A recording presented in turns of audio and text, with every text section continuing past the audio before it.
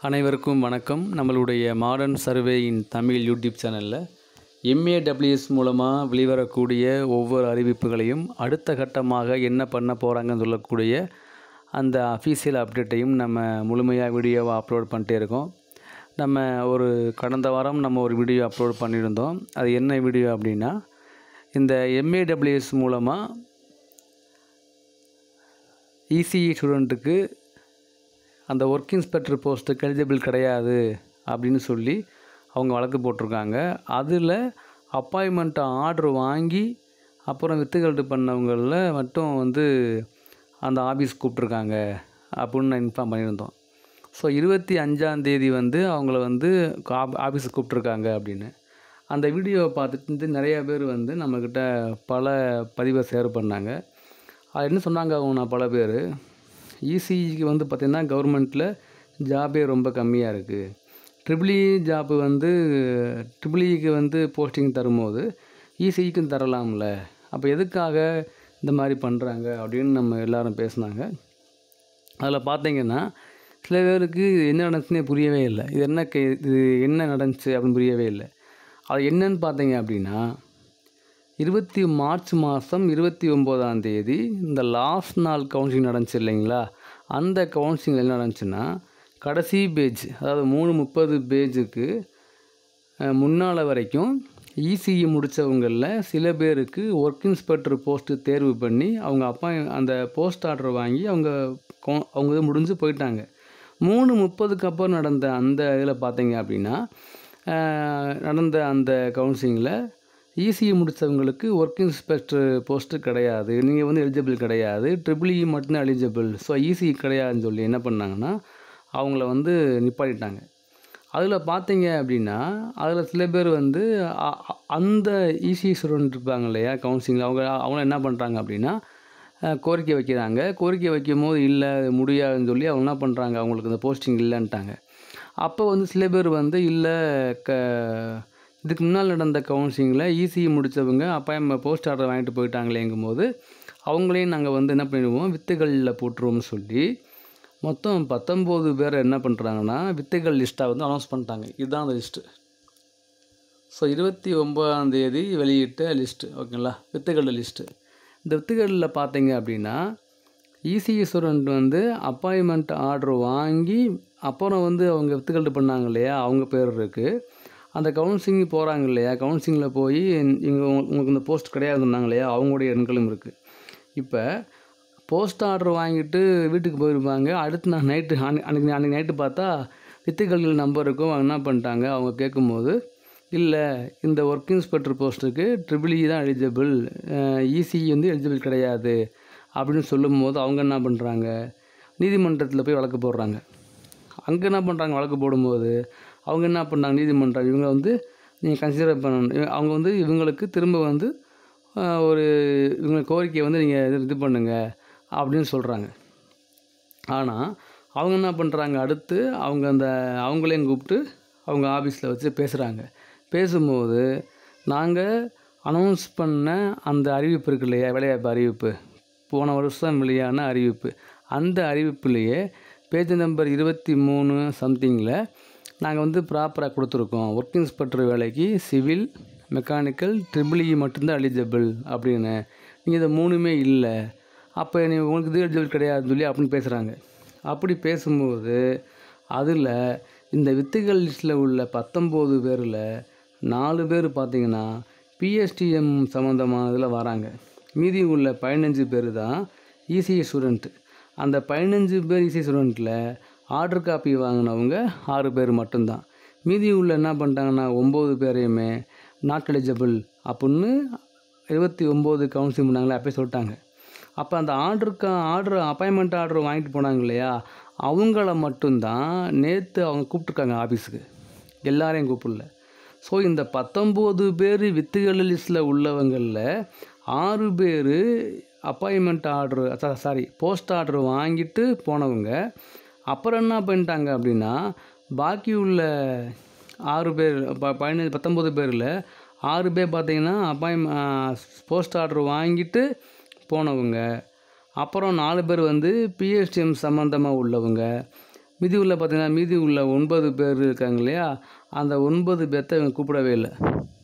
புரிஞ்சுங்களா?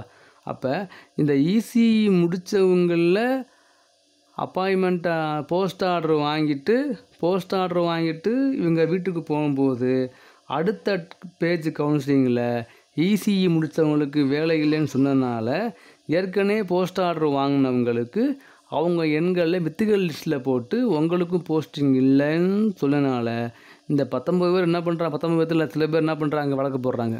ஏன் அப்படின்னா தேர்வு எழுதி காமன் ரேங்க் லிஸ்ட்டு விட்டு இன்டர்வியூ போய் கவுன்சிலிங் போய் அப்போலாம் சொல்லாமல் லாஸ்ட்டு சொல்கிறது எந்த இடத்துல நியாயம் அப்படின்னு அவங்க ஒரு கோரிக்கை வைக்கிறாங்க. இப்போ அவங்க என்ன பண்ணுறாங்க அப்படின்னா பிஇசியும் பிஇஇஇன்னு ஈக்குவல் அப்படின்னு ஜிஓ இருக்குது. அது நம்மளே வீடியோவில் போட்டிருக்கோம். ஆனால் டிப்ளமோ இசியும் டிப்ளமோ ட்ரிபிளியும் ஈக்குவலா அப்படின்னு ஜிஓ இருந்தால் நீங்கள் கொடுங்க, நாங்கள் உங்களுக்கு போஸ்டிங் போடுறோம் அப்படின்னு அவங்க இன்ஃபார்ம் பண்ணுறாங்க. ஆனால் அப்படி ஒரு ஜிஓ இல்லைன்னு சொல்கிறாங்க. இப்போ நேற்று நடந்தது என்ன அப்படின்னா நேற்று நடந்தது இதுதான். ஸோ இந்த 19 பேரில் 4 பேர் பிஹெச்எம் சம்மந்தமாக உள்ளவங்க, மீதி உள்ள 15 பேரும் இசிஎஸ் ஸ்டூடெண்ட்டு. அந்த 15 பேரில் 6 பேர் மட்டும்தான் 29ஆம் தேதி கவுன்சிலிங்கில் ஒர்க் இன்ஸ்பெக்டர் போஸ்ட்டை செலக்ட் பண்ணிவிட்டு போனவங்க. இசிஇக்கு ட்ரிபிள் ஈக்குவல்னு சொல்லி அந்த போஸ்ட்டுக்கு ஆர்டர் கொடுத்தவங்க என்ன பண்ணிட்டாங்க, அவங்க வித்துகளில் போட்டு விட்டாங்க. ஸோ அப்பாயின்மெண்ட்டு ஆர்டர் வாங்கினவங்கள மட்டும்தான் நேற்று கூப்பிட்டு அவங்க பேசியிருக்காங்க. மீதமுள்ள அந்த 9 பேருக்கு எந்த தகவலுமே இல்லை. இது எப்படி போகுது, என்ன ஆகுன்னு தெரியல. எம்ஏடபிள்யூஎஸ்னுடைய ப்ராசஸ் இப்படி தான் போய்கிட்டு இருக்கு. இந்த ஒர்க் இன்ஸ்பெக்டர் போஸ்ட் எவ்வளோ பேலன்ஸ் இருக்கோ அது இதில் ஏதாவது ஒரு வழி பிறந்தால் தான் அடுத்த கட்டமான கவுன்சிலிங் வந்து அவங்க அனௌன்ஸ் பண்ணுவாங்க. அப்போ அதான் வழி. ஸோ என்னை கேட்டால் தந்துடலாம், இது ஒரு பெரிய விஷயமே இல்லை. டிப்ளமோ இசியும் டிப்ளமோ ட்ரிபிளிங் ஈக்குவல்னால் அது அப்படியே டிப்ளமோவுடைய அடுத்ததான பிஇ, ஸோ அதுக்கும் அது பொருந்துமே அப்படின்னு சொல்லி கொடுத்துருக்கலாம். இல்லை அப்படின்னா இல்லை, இதான் ஒன்று சொல்லி இதை ஒரு அடுத்த இடத்துக்கு இன்னும் தள்ளி போகாமல் ஃபைனலைஸ் பண்ணலாம். இந்த மாதிரி காலம் தாழ்த்தா என்ன ஆகும்னா அது எல்லாருக்குமே ஒரு பெரிய பாதிப்பாகுது. இன்னொன்று என்ன அப்படின்னா இந்த 19 பேரில் 6 பேர் பாருங்கள் போஸ்ட் ஆர்டர் செலக்ட் பண்ணிட்டு வீட்டுக்கு போயிட்டாங்க.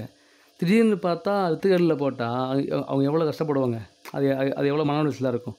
போஸ்ட் ஆர்டர் வாங்கிட்டு வீட்டுக்கு போய் நைட்டு பார்த்தா வித்துகளில் இருக்குது. அப்போ அந்த ஆர்டரு இதுவும் ஒரு பக்கம். கவுன்சிலிங்கில் உள்ளே போய் போஸ்டிங் தேர்வு பண்ணும்போது உனக்கு போஸ்ட்டு இல்லை அப்படின்னா அது வழியாக இருக்கும். அந்த 9 பேருக்கு அது வழியாக இருக்கும்.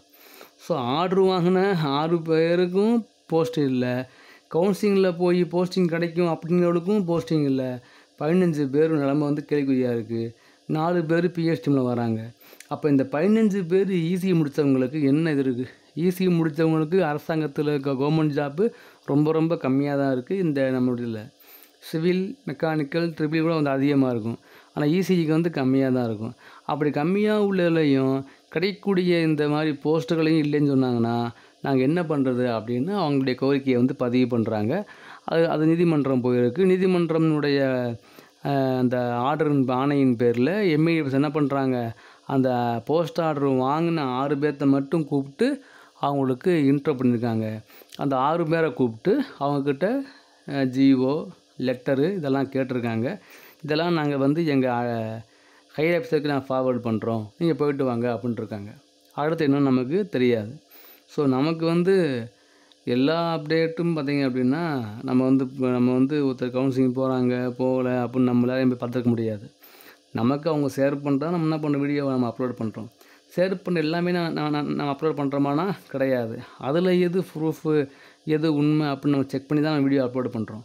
அதனால் நேற்று நடந்துச்சு என்ன கேட்குறாங்க இல்லையா, அதுதான். ஸோ இது ஒரு வழி பிறந்தால் தான் அடுத்த கட்டமான அறிவிப்பை வந்து அவங்க அப்டேட் பண்ணுவாங்க. ஏன்னா டிப்ளமோ லெவலில் 2ஆம் கட்ட கவுன்சிலிங்க்கு ஸ்டார்ட் பண்ணி நிற்கிது இல்லையா. அப்போ முதல் கவுன்சிலிங்கில் ஏதாவது ஒரு முடிவு வந்தால் தானே, முதல் கவுன்சிலிங் ஃபுல்லாக முடிஞ்சால் தான் எவ்வளோ வேக்கண்ட் இருக்குது அப்படின்னு செகண்ட் கவுன்சிலிங்கில் வரும். ஸோ முதல் கட்ட கவுன்சிலிங்கே இன்னும் முடியாத பொழுது செகண்ட் கவுன்சிலிங் வர்றதுக்கு இன்னும் கொஞ்சம் காலதாமதம் ஆகலாம். ஸோ காலதாமதம் ஆகக்கூடாது, விரைவாக கொண்டு வரணும். ஸோ செகண்ட் கவுன்சிலிங் அதுக்காக டிப்ளமோ பிஇ வந்து ஃபுல்லாக முடிஞ்சிருச்சு. ஸோ அதை பற்றி யாரும் பயப்படவோ இது பண்ணவோ தேவையில்லை. ஸோ டிப்ளமோ லெவல்லாம் இப்போ பார்க்கணும் இப்போ. ஸோ டிப்ளமோ லெவலில் எம்இடபிள்யூஎஸ் என்ன மைண்டில் இருக்காங்க, என்ன பண்ண போகிறாங்கன்னு அவங்களாம் அஃபீஷியலாக அப்டேட் பண்ணால் தான் உண்டு. இப்போதைக்கு இதான் வந்து கரண்ட் அப்டேட். ஸோ 6 பேர் போயிருக்காங்க. எத்தனை பேர் சொல்லிட்டேன், 19 பேர்த்தில் எத்தனை பேர் நேற்று போனாங்க, மற்றவங்க ஏன் போகல, மற்றவங்களுடைய ப்ராப்ளம் என்ன, இவங்க போனவங்களுக்கு என்ன ஒரு இது இருக்குது, அப்படி நேற்று போனவங்கள்ட்ட என்ன சொன்னாங்க அப்படின்னு இன்ஃபார்ம் பண்ணியிருக்கேன். அடுத்த அப்டேட் என்னென்னு அவங்க நமக்கு இன்ஃபார்ம் பண்ணுறாங்க இல்லையா, அதை நம்ம வீடியோ அப்லோட் பண்ணுவோம். அவ்வளோதான். இதுதான் வந்து இப்போது நடந்து முடிஞ்சது. ஸோ நான் வெயிட் பண்ணி பார்ப்போம் என்ன பண்ணுறாங்கன்னு. தேங்க்யூ.